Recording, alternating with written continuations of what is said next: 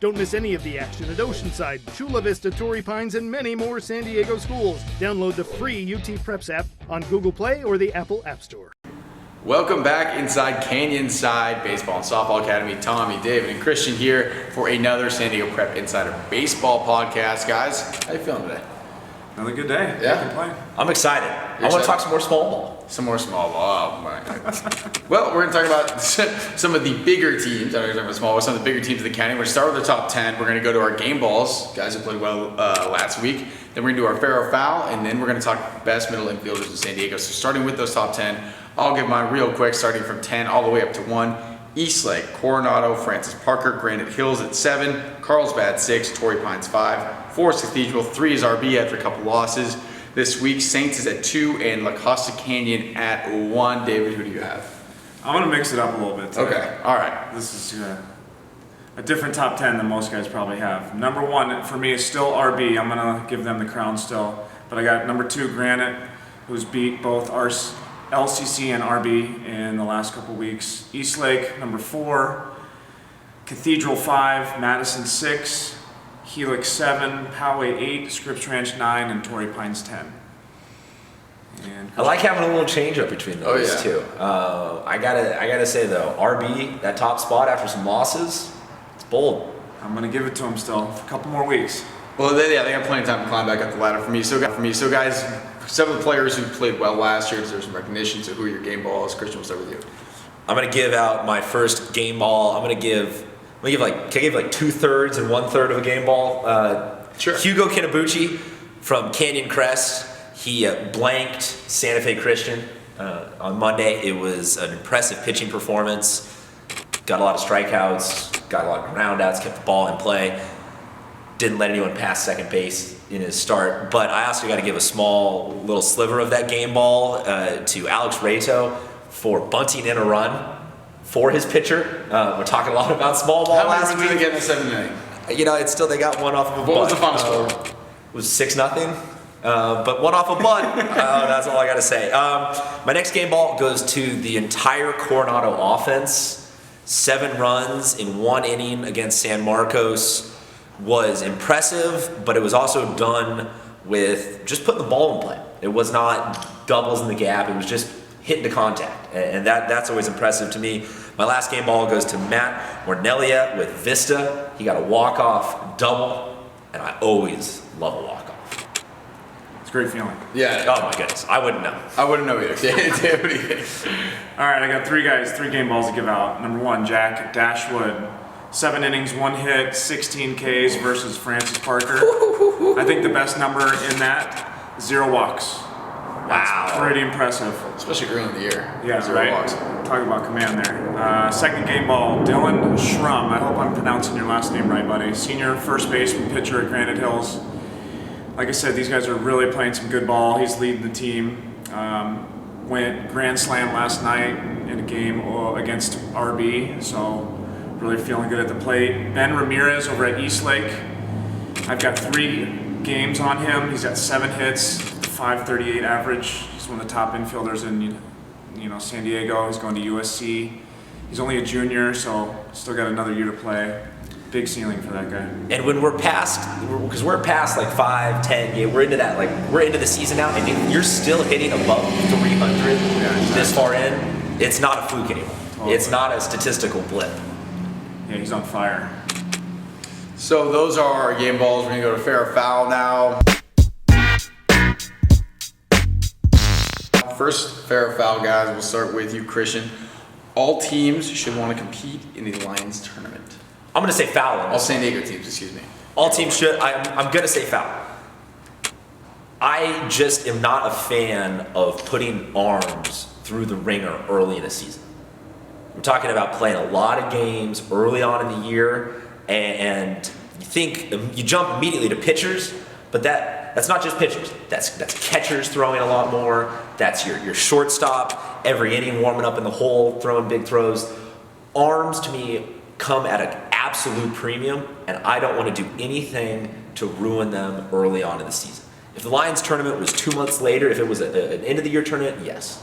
But at the beginning of the year, the last thing I want to do is risk any of my arms. I'm going to say fair. I mean, Lions tournament's been around for years. Probably the best tournament around. You can find good teams coming from all over. For me, I want to get these games in. I want my team to be playing against teams that have the best, competition possible. So when league time comes, you guys are ready for league, and that's essentially what this is getting ready for league play right now and trying to challenge some of your guys to play at their best, their highest level. It's tough. There's a fine line between giving a guy too many throws or too many pitches on the mound, but you got to grind it out, be ready for league, so. And that's where it's tough, is because baseball is a two-sided equation. You got the bats and you got the arms, and you want to have both of them excelling at a good level. Totally.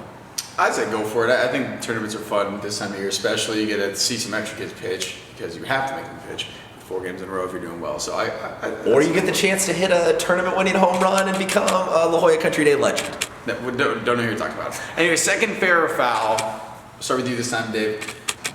A good high school pitcher needs 3 pitches to be effective. I'm going to say foul.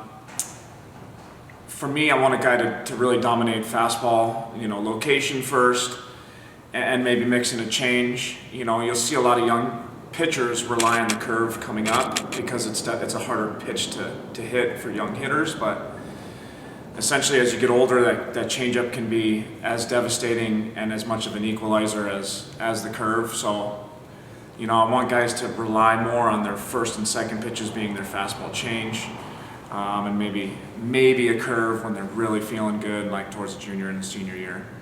So I'm going to say foul as far as that. 2 pitches a good pitcher can get away with dominating in high school for sure. What do you think, Christian? I'm going to say fair.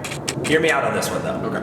I don't think you need a full-blown arsenal. You can come to me with, I throw a 2-seam, 4-seam, splitter, all that. No, throw that out the window. The 3 pitches a high school pitcher needs to be truly effective is a fast strike, a slow strike, and something out of the zone. That can be as simple as throwing the same grip harder, faster, and then somewhere out. But you just need to know how to change pace and how to get a guy to fish. I would, as a coach, obviously love a kid who comes to me saying, I've got all these pitches. We can get a lefty out with this, we can get a righty out with that. No. Throw all that out the window. Pound the zone, as you said. Pound the zone, pound the zone, pound the zone. But pound it with just 2 different speeds. But that third pitch needs to be when you got somebody 0-2. Know how to throw it out of the zone high. When you've got somebody, 1-2 who maybe chases some change, some off speed, know how to throw it in the dirt. Know how to have that waist pitch. To me, that is the third pitch that you develop.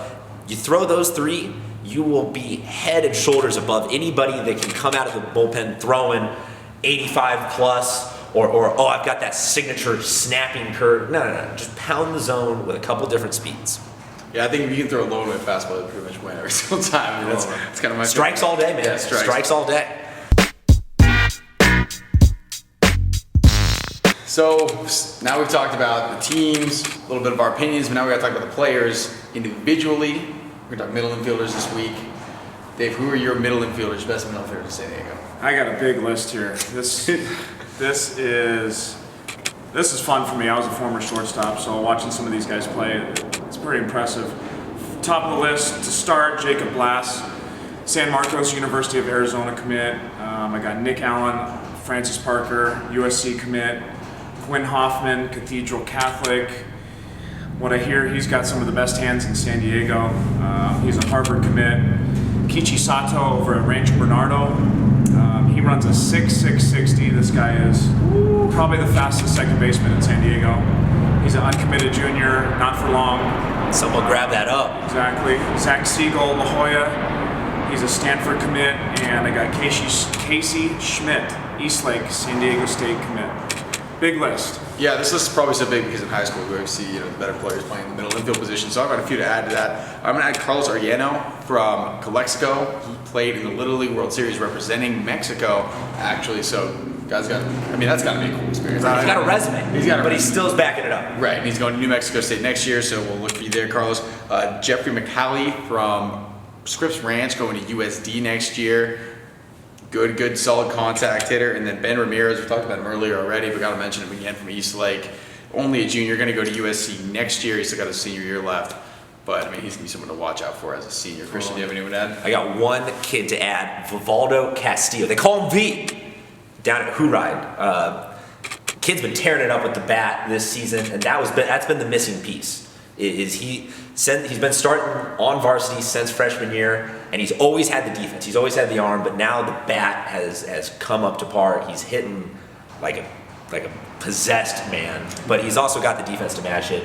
He might be, of all these kids, the hidden gem of the middle infielders, and is definitely worth checking out. All right, cool. So that's what we got for you this week, guys. Anything we got to add before we get out of here?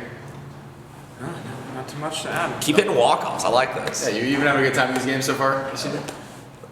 Look for us at the game. Yeah, we will be out there. We'll be watching. You won't see it. Let us know where to go. If you think you're gonna pull off an upset or shut somebody out, shoot us some love and we'll come check you out. Yeah, again, tweet at us, tell us where we need to be, what games we need to be watching, and if you disagree with us, we always love to hear that as well. And we will see you all next week.